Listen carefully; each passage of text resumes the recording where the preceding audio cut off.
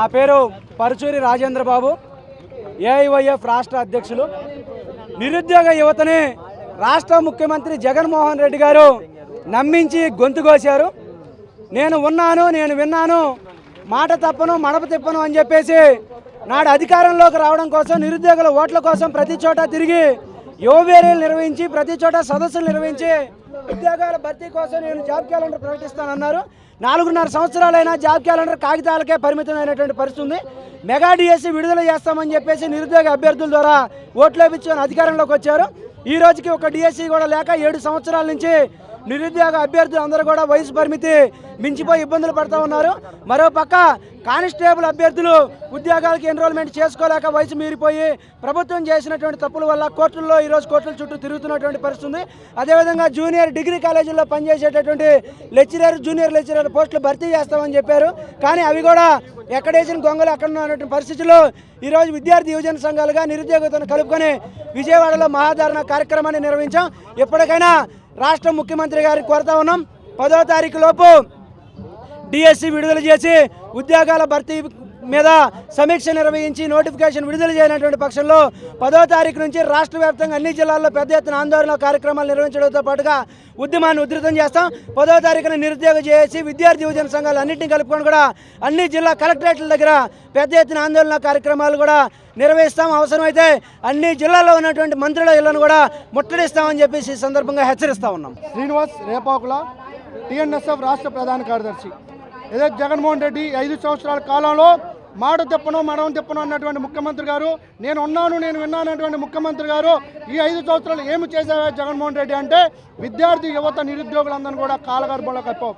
నీ ఎలక్షన్లో గెలవడం కోసం, నువ్వు ముఖ్యమంత్రి పదవి కోసం ఈరోజు విద్యార్థులు నిరుద్యోగులందరినీ సంకనాగిచ్చి మోచాయి నీళ్ళు తాగిచ్చావు. ఈరోజు నిరుద్యోగులను అడిగితే ఈరోజు అక్రమ అరెస్టులు కేసులు పెడతా ఉన్నావు.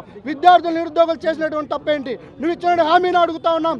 నీతోటువంటి మంచిదనంగా నువ్వు హామీ ఇచ్చినటువంటి హామీ ఏదైతే నూతన సంవత్సరం ప్రతి సంవత్సరం జనవరి 1 జాబ్ క్యాలెండర్ ఇస్తానన్నావు, 5 సంవత్సరాలు దాన్ని కాలగర్భంలో తొక్కావు. ఏదైతే నిరుద్యోగులు ఏదైతే మెగా డిఎస్సి పెడతా ఉన్నావు దాన్ని పాతాళంలో తొక్కావు. ఈరోజు మెగా డిఎస్సి విడుదల చేయమని చెప్పి విద్యార్థి యువజన సంఘాలందరం కలిసి ఈరోజు విజయవాడ నగరంలో ఈరోజు మహాధరణ కార్యక్రమం చేస్తుంటే ఈరోజు విద్యార్థి నిరుద్యోగులందరూ కూడా అరెస్ట్ చేయడానికి చూస్తూ ఉన్నటువంటి ఘటనలు మనం చూస్తూ ఉన్నాం. ముఖ్యమంత్రి గారు ఇది తస్మాత్ జాగ్రత్త, ఈ నిరుద్యోగులు కనుక మెగా డిఎస్సి విడుదల చేయకపోతే తస్మాత్ నిన్ను అడుగడుగున ముట్టడిస్తాం, నీ ముఖ్యమంత్రి సీటును కూడా తీసేయడానికి విద్యార్థి నిరుద్యోగులందరూ కూడా సిద్ధంగా. నిరుద్యోగ జేఏసీ రాష్ట్ర కన్వీనర్ జగన్మోహన్ రెడ్డి గారు ప్రతిపక్షంలో ఉన్నప్పుడు ప్రతి ఊరు వాడా వెళ్ళి రాష్ట్రంలో 23,000 టీచర్ పోస్టులు ఖాళీలు ఉన్నాయి, నేను అధికారంలోకి వచ్చిన తర్వాత వెంటనే మెగా డిఎస్సి ఇస్తానన్నటువంటి ముఖ్యమంత్రి అధికారంలోకి వచ్చిన తర్వాత దాదాపుగా 4 సంవత్సరాల 7 నెలలు కావస్తుంది. ఇప్పటికీ పేదలు చదువుకునే ప్రభుత్వ పాఠశాలల్లో ఒక్క టీచర్ పోస్టు కూడా భర్తీ చేయలేదు. గతంలో ప్రతి ముఖ్యమంత్రి కూడా కనీసం 1-2 నోటిఫికేషన్లు ఇచ్చేది. కానీ ఈ ముఖ్యమంత్రి ఈయన చరిత్రలో నిలిచిపోయేటట్లు ఒక్క పోస్టు కూడా భర్తీ చేయలేదు. దాదాపుగా 7 లక్షల మంది నిరుద్యోగులు వివిధ కోచింగ్ సెంటర్లో ప్రిపేర్ అవుతుంటే ఈ మోసకారి ముఖ్యమంత్రి నిరుద్యోగులందరినీ మోసం చేశాడు. మన రాష్ట్రానికి ఒక దరిద్రపు మంత్రి ఉన్నాడు, ఆయన పేరు బొత్స సత్యనారాయణ. ఎక్కువ మంది చదువుకోవడం వల్ల నిరుద్యోగిత శాతం రాష్ట్రంలో పెరిగిందంటున్నాడు.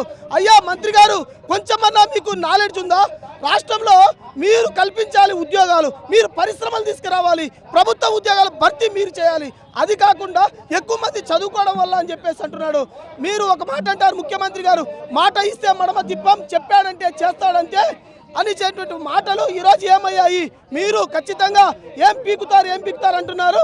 అధికారంలోకి వచ్చిన తర్వాత ఇప్పుడు మేము చెప్తున్నాము, మీరు 24వ సంవత్సరంలో నిరుద్యోగులు మా కడుపులు కొట్టారు, ఖచ్చితంగా కొట్టారు, తీసుకున్న మాట ఏమొస్తుంది, ఖచ్చితంగా మేము కూడా కొడతామని చెప్పేసి తెలియజేస్తున్నాను.